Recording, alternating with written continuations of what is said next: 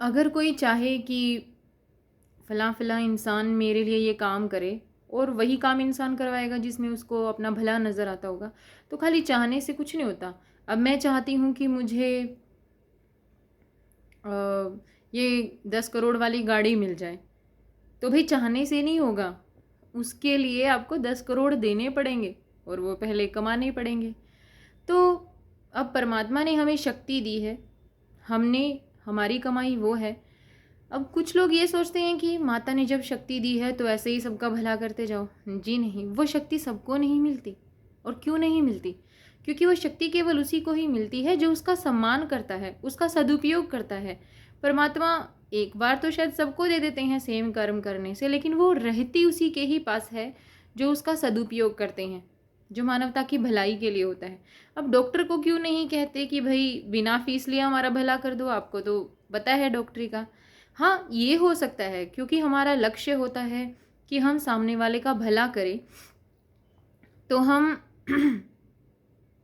एक निश्चित और जहाँ तक हो सके लिमिटेड अमाउंट, या आप उसे कहिए कि ऐसा अमाउंट रखते हैं अपनी फ़ीस के रूप में, अपनी एनर्जी एक्सचेंज के रूप में, जो एक आम मनुष्य भी पे कर सकता है।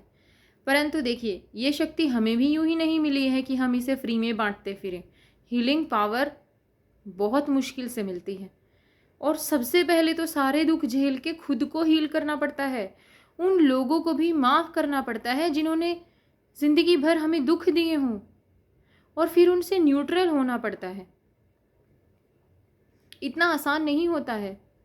और इतना सब कुछ झेलने के बाद क्या हम फिर से उसी बीमारी के लिए तैयार हो जाएं कि भाई सामने वाले का फ्री में दर्द लेने लग जाएं? जी नहीं। जब किसी का दर्द हम लेंगे तो वो दर्द कहाँ आएगा? हमारे पास। और फिर जब दर्द हमारे पास आएगा तो हमें भी तो सोल्यूशन की ज़रूरत पड़ेगी। हमारा सोल्यूशन कौन करेगा?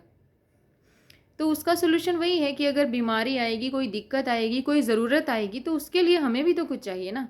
अब हम अगर कोई काम लेके बैठे हैं, अब मैंने, ऐसा नहीं है कि मैंने कोशिश नहीं की, मैंने बहुत कोशिश की कि मैं ये कर लूँ, मैं वो काम कर लूँ, एटलीस्ट मैंने मैक्सिमम काम ट्राई किए। लेकिन असल में जो मेरी एक आत्मा का जो आप कह सकते हो कि लक्ष्य है, और मेरी आत्मा जिस कर्म के लिए बनी है वो फाइनली वहीं पे ही जाके रुकती है। मैंने बहुत कोशिश की, पूजा पाठ छोड़ दूँ, कम कर दूँ, या नाम नाम लूँ बस, लेकिन नहीं हो पाया।